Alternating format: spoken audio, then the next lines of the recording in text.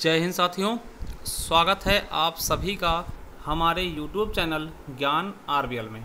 दोस्तों, आपको बता दें कि आपके जो यूपी ट्रिपल एससी वन रक्षक, ग्राम विकास अधिकारी, यूपी पुलिस और Uttar Pradesh police radio operator के जो एग्ज़ाम लगे हैं दोस्तों, उसके लिए हम संपूर्ण हिंदी और यूपी स्पेशल की क्लासेस लेकर के रेगुलर आ रहे हैं। और आपको बता दें, अभी तक हमने टोटल 22 क्लासें ले ली हैं हिंदी की।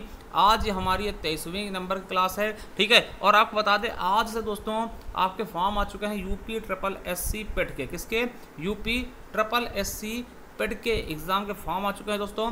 अब अगर आप लोग कहते हैं दोस्तों, तो हम उसके लिए आपको फ्री ऑफ कॉस्ट यानी पूरी जीके और आपके लिए हिंदी, ठीक है, कंप्लीट कराएंगे। अगर आप लोग कमेंट बॉक्स में कमेंट करते हैं तो उसकी भी क्लासेस हम बहुत ही जल्द बेहतरीन ढंग से शुरू करने वाले हैं। तो चलिए दोस्तों, शुरू करते हैं। उसके पहले बता दें कि अगर आप इनमें से किसी भी चीज़ की तैयारी कर रहे हैं तो आप जाइए प्लेलिस्ट पर, वहाँ आपको प्लेलिस्ट मिल जाएगा, ठीक है साथियों।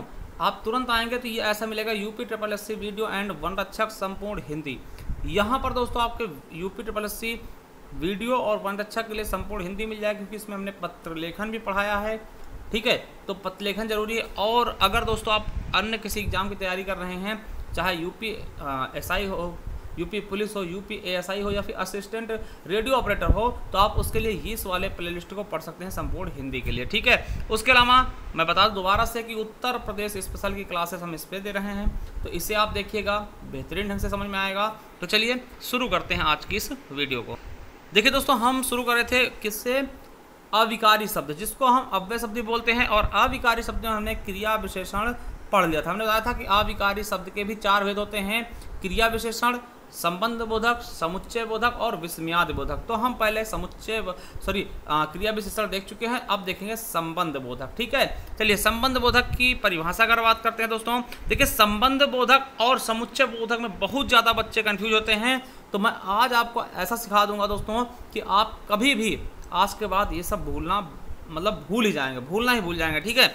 चलिए देखिए, संबंध बोधक होता है कि अगर परिभाषा की हम बात करें, पहले परिभाषा देख लेते हैं। तो संबंध का बोध कराने वाले अव्यय शब्द को ही क्या बोलते हैं हम? संबंध बोधक अव्यय शब्द, ठीक है। जो संबंध का बोध कराएंगे वही क्या होंगे? संबंध बोधक शब्द हो जाएंगे। देखिए इनका प्रयोग कब होता है दोस्तों? तो इनका प्रयोग दो संज्ञा या सर्वनाम शब्दों को जोड़ने हेतु किया जाता है। देखिए दो संज्ञा होंगे या फिर दो सर्वनाम होंगे, या फिर दोस्तों संज्ञा का सर्वनाम से, सर्वनाम को संज्ञा से, यानी समझिएगा कि इनका प्रयोग हमेशा ये शब्द किसके बीच आएंगे? संज्ञा के बीच, सर्वनाम के बीच, या फिर संज्ञा सर्वनाम के बीच, या फिर सर्वनाम संज्ञा के बीच, ठीक है। समझिए, अभी समझ में आएगा। जैसे देखिए एक उदाहरण हमने दिया कि श्याम के बिना राधा अधूरी है। समझिए, श्याम के बिना राधा अधूरी। देखिए यहाँ पे श्याम क्या है? संज्ञा है। राधा क्या है? संज्ञा। दोनों के बीच में देखिए संबंध स्थापित कौन कर रहा है? के बिना। तो यही क्या हो जाएगा आपका? संबंध बोधक अव्यय। समझ गए? तो देखिए जब दो संज्ञा, जैसे संज्ञा है, ठीक है। अब देखिए यहाँ पर दोस्तों आपको बता दूं, केवल संज्ञा नहीं, अगर कहते कि तुम्हारे बिना राधा अधूरी है, तो तुम्हारे बिना, तुम्हारा क्या है दोस्तों? ये आपका पता है कि सर्वनाम हो जाएगा तुम्हारा, ठीक है। और राधा का हो जाएगी संज्ञा, यानी कि सर्वनाम संज्ञा से भी जोड़ सकता है, ठीक है। या फिर तुम्हारे बिना वह अधूरी है, तो तुम्हारे बिना वह अधूरी है, यानी कि सर्वनाम को सर्वनाम से जोड़ सकता है, ठीक है। मतलब कहने का मतलब क्या है कि चाहे संज्ञा को जोड़े, ठीक है, या सर्वनाम को जोड़े, या फिर सर्वनाम संज्ञा जोड़े, या फिर संज्ञा सर्वनाम जोड़े, मतलब कि कहीं भी अगर ये चीजें हो रही हैं तो वो क्या होगा? संबंध बोधक। अभी समझ में नहीं आया तो कोई दिक्कत नहीं, हम समुच्चय बोधक पढ़ाएंगे, उसमें आपको समझा देंगे बिल्कुल अच्छे। चलिए अब देखिए, आपसे पूछेगा संबंध बोधक अव्यय के भेद। तो आपको बता दूं कि इनके भेद मुख्यतः हम 3 आधारों बांट सकते हैं। पहला, अर्थ के आधार पर 13 भेद, और यही क्वेश्चन आपके एग्जाम में पूछाते हैं। इन दोनों ज्यादा कोई महत्व नहीं है। तो प्रयोग के आधार पर 2 भेद हैं और व्युत्पत्ति के आधार पर 2 भेद, इनका कोई ज्यादा महत्व नहीं है। देखिए तो हम देखते हैं अर्थ के आधार पर 13 भेद हैं, ठीक है। चलिए ये क्वेश्चन आपके एग्जाम में पूछा गया UP triple SC forest guard के, कि भैया कि संबंध बोधक के कितने भेद हैं? टोटल 13 भेद हैं, ठीक है। ये पूछा गया था संबंध बोधक के कितने भेद हैं? 13 भेद हैं, ठीक है। देखिए कौन कौन से? कालवाचक, देखिए जैसे आगे हो गया, काल में कैसे होंगे? आगे, पीछे, बाद, सब, पहले, पूर्व, पश्चात, है ना, उपरांत, लगभग, ये कालवाचक होते हैं। अब स्थान में क्या होगा? जो चीज हम स्थान के लिए प्रयोग करेंगे ना, ये कमरा आगे है, पीछे है, तले है ना, तले, नीचे, बाहर, भीतर, सामने, पास, निकट, समीप, नजदीक, परे, तीसरा क्या होगा, दिशावाचक हो गया, जैसे और, किस ओर है ना, तरफ, आर पार या पार, प्रति, आसपास है ना। चौथा हो गया साधनवाचक, जैसे किस जरिए, साधन का होता है किसके जरिए हम काम कर रहे हैं ना, कौन सा साधन से, द्वारा हो गया, जरिए है ना, हाथ, मार्फत, सहारे, जवानी, ऐसे शब्द क्या होंगे साधनवाचक। पांचवा हो जाएगा हेतुवाचक, यानी किससे बना होता है, जैसे निर्मित हो गया है ना, वास्ते हो गया, हेतु हो गया, खातिर हो गया, मारे हो गया, चलते हो गया, कारण हो गया ना, तो ये हेतुवाचक हो जाते हैं। ठीक है, अब छठा है विषयवाचक। देखिए ये पूछे नहीं जाएंगे कि ये अंदर किसके अंदर है ना, तो वो चीज़ें केवल आपको पहचानना होगा, बस यहीं से क्वेश्चन पूछते हैं, थोड़ा डीपली आपको बता दे रहे हैं कि कभी वैसे ये पूछता ही नहीं, सीधा बोलेगा सेंटेंस में कौन सा क्या है ना, वो चीज़ हम बताने वाले। विषयवाचक में जैसे विषय हो गया, नाम हो गया, लेखे, जान, भरोसे, बाबत है ना, और व्यतिरेकवाचक क्या होगा, सिवा, अलावा, बिना, बगैर, अतिरिक्त, रहित है ना, ऐसे सेंटेंस। और विनिमयवाचक क्या होगा, जैसे विनिमय का होता है विनिमय प्रणाली, एक दूसरे से आदान प्रदान, इसका मतलब पलटे, बदले, जगह या फिर एवज है ना। सादृश्यवाचक समान, तरह, भांति, बराबर, तुल्य और योग है ना। और विरोधवाचक में क्या होगा, विरोध, किसी का विरोध करना, यानी विरुद्ध होना, उसके खिलाफ होना, उल्टे, उसके विपरीत, तो खिलाफ, इस तरीके से। ठीक है, सहचरवाचक क्या होता है, जो साथ में रहे, संग, साथ, समेत, सहित है ना, पूर्वक, अधीन, स्वाधीन, वश है ना, इस तरीके से। अगला है संग्रहवाचक, संग्रहवाचक में होगा तक, पर्याप्त, भर, मात्रा, और तुलनावाचक में होता है अपेक्षा, सामने, आगे, आदि है ना। चलिए इनके उदाहरण हम आपको बता दें। देखिए उदाहरण कैसे, जैसे राम छत पर खड़ा है, तो देखिए राम छत पर खड़ा है, ठीक है, तो ये दोस्तों यहाँ पर क्या है, पर शब्द आया है, पर क्या है आपका संबंध बोधक। ठीक है, समझ गए बिल्कुल अच्छे से। चलिए अब देखिए राम के पास धन है, राम के पास धन, देखिए राम को धन से जोड़ रहा है, के पास लगा है। कमरों के बाहर सामान रख दो, कमरे के बाहर सामान रख दो, के बाहर क्या है आपको पता होगा। ठीक है, यह दवा दूध के साथ लेनी, किसके साथ लेनी है, दूध के साथ लेनी है। ठीक है, मुंबई के निकट पूना है दोस्तों, मुंबई के निकट पूना, ये आपको यूपी SSC वीडियो में पूछा गया। ठीक है, यूपी SSC वीडियो में पूछा गया कि मुंबई के निकट पूना है, इनमें से कौन सा दोस्तों संबंध बोधक है, तो के निकट। ठीक है, देखिए मुंबई को पुणे जोड़ रहा, मुंबई भी संज्ञा है, पूना भी संज्ञा है। ठीक है, चलिए अगला देखिए, ये भी आपके यूपी SSC वीडियो 2018 में पूछा गया कि सेनाएं युद्ध क्षेत्र से आगे बढ़ी। ठीक है, इसमें पूछा गया था कि कौन सा आपका दोस्तों संबंध बोधक है, तो दोस्तों क्या होगा संबंध बोधक, आगे है ना, से आगे, ये हो जाएगा आपका संबंध बोधक। ठीक है, बिल्कुल अच्छे समझ रहे होंगे। देखिए संबंध बोधक ज़्यादा बड़ा था नहीं, संबंध बोधक का मतलब होता है दोस्तों जो चीज़ क्या होता है कि उसी सेंटेंस के अंदर किसी चीज़ को जोड़ होती है, संज्ञा को संज्ञा से, सर्वनाम को सर्वनाम से, कहीं कहीं दोस्तों आप देखते हैं क्रिया के साथ भी ये जुड़ती हैं। ठीक है, समझ गए होंगे बिल्कुल अच्छे से। चलिए अब देखिए ये आपके प्रयोग के आधार पे कोई मतलब इनका है नहीं, यहाँ से क्वेश्चन आपके पूछे भी नहीं आते, इनको पढ़ने की भी कोई आवश्यकता आपको नहीं है। ठीक है, चलिए अब आपको हम बताने वाले दोस्तों समुच्चय बोधक। ठीक है, देखिए संबंध बोधक हमने देख लिया, समुच्चय बोधक भी इसी वक्त देख लेंगे, क्योंकि दोस्तों ये दोनों लगभग एक ही जैसे होते हैं, तो यहाँ पे हम आपको अच्छे से इसका वो भी बता देंगे किस प्रकार से समुच्चय क्या होता है और संबंध क्या होता है। ठीक है, तो ये चीज़ आपको समझना बहुत ही जरूरी। देखिए समुच्चय क्या होता है, देखिए यह एक वाक्य या दूसरे, समझिएगा, यह एक वाक्य या पद को दूसरे वाक्य या पद से जोड़ता है, समुच्चय बोधक कहलाता है।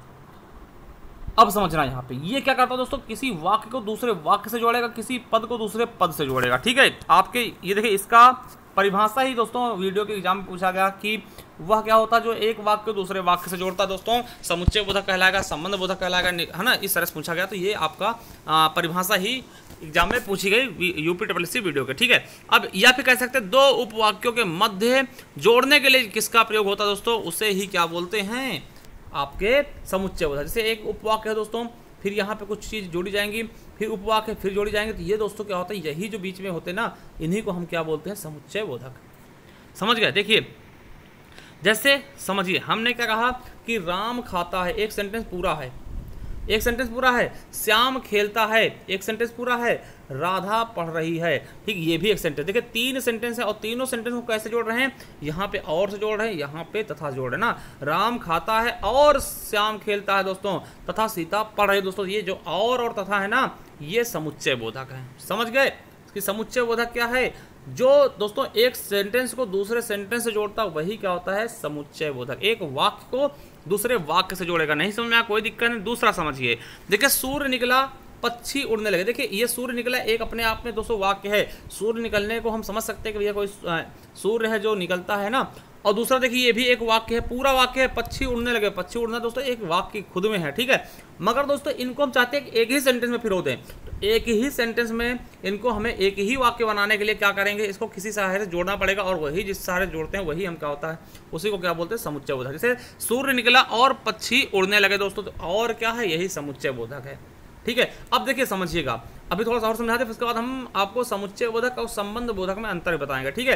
आंधी आई और धूल उड़ने लगे। देखिए आंधी आई एक सेंटेंस पूरा है, धूल उड़ने लगा दोस्तों ये भी एक सेंटेंस पूरा, मगर इनको जोड़ कौन रहा है, तो एक शब्द जोड़ रहा है जिसका नाम है और, यही और क्या है, समुच्चय बोधक। राम घूमता है तथा श्याम खेल रहा है दोस्तों, तथा सबसे जुड़ा है, तथा क्या हो गया आपका समुच्चय बोधक। अब देखिए ये मत सोचिएगा सर और जो होता है वो समुच्चय होता है ना। देखिए और समुच्चय और संबंध कुछ भी हो सकता है, बस आपको समझना है कि कैसे क्या होगा, ठीक है। जैसे समझिएगा, अगर हम कहते हैं कि राम और श्याम, एक छोटा समझ लीजिए फिर बाद में हम समझा देंगे। राम और श्याम पढ़ते हैं, श्याम पढ़ते हैं, ठीक है, पढ़ते हैं। अब आपसे पूछ लूं कि भैया ये और जो है ये क्या है, संबंध बोधक है समुच्चय बोधक। तो देखिए हम पहले चीज देखेंगे कि और किसको जोड़ रहा है। देखिए दो चीजों को जोड़ रहा है, राम और श्याम, हमने बोला संज्ञा को संज्ञा जोड़ा है, इसका मतलब क्या होगा, ये संबंध बोधक है। क्या है, संबंध बोधक। समुच्चय क्या होगा, अब देखिए इसका हम समुच्चय बना दें, राम पढ़ रहा है, राम पढ़ रहा है और श्याम खेल रहा है, राम पढ़ रहा है और श्याम खेल रहा है, और श्याम खेल रहा है, ठीक है। तो देखिए अब ये क्या कर रहा है, राम पढ़ रहा है ये एक अपने आप में सेंटेंस है दोस्तों, श्याम खेल रहा है ये भी एक सेंटेंस है। अब दो सेंटेंसों को जो जोड़ेगा ना वो समुच्चय बोधक होता है, समझ गए। जब किन्हीं दो वाक्यों को कोई जोड़ता है तो वो होता है समुच्चय, और जब किन्हीं दो लोगों में मतलब दो लोगों को जोड़ेगा यानी संज्ञा को संज्ञा सर्वनाम से जोड़ता है वो होता है आपका दोस्तों संबंध बोधक, ठीक है। चलिए तो समुच्चय बोधक के दोस्तों आपको बता दें कि दो भेद होते हैं, एक होता है समानाधिकरण, एक होता है व्याधिकरण। तो समानाधिकरण के बारे में देख लें, समानाधिकरण समुच्चय बोधक क्या होते हैं। देखिए जिन पदों या अवयवों द्वारा मुख्य वाक्य जोड़े जाते हैं उन्हें हम समानाधिकरण समुच्चय बोधक कहते हैं। इसके चार उपभेद है, जैसे संयोजक होता है और, व, एवं, तथा, है ना। तो इनके सहारे किसी वाक्य को जोड़ा जाएगा। विभाजक होते हैं या, व, अथवा, क्यों, है ना, ये पूछे जाते हैं, मगर फिर भी देख लीजिएगा, चाहे, जाहे, है ना कि और नहीं तो ऐसे। और दूसरा है विरोध दर्शक दोस्तों, जहाँ पे पर, परंतु, किंतु, लेकिन, मगर, वरन, बल्कि आता है। अगला है परिणाम दर्शक दोस्तों, इसलिए, सो, अतः, अतएव आता है ना। अब देखिए इसमें संयुक्त वाक्य आते हैं। देखिए जितने भी संयुक्त वाक्य आएंगे सब इसी के अंतर्गत आएंगे। जैसे संयुक्त वाक्य अभी पढ़ाएंगे, है ना, सरल वाक्य, संयुक्त वाक्य और मिश्रित वाक्य, ठीक है, तो वो सभी इसी में आएंगे, ठीक है। जैसे राम आया और श्याम गया, राम आया और श्याम गया। देखिए राम आया एक सेंटेंस है, श्याम गया भी एक सेंटेंस है, जिसको दोनों जोड़ कौन रहा है, और, तो और यही क्या होता है, यही समुच्चय बोधक होता है, समझ गए। चलिए अब देखिए दूसरा देखते हैं, सुबह हुआ और लोग घर से टहलने निकल पड़े।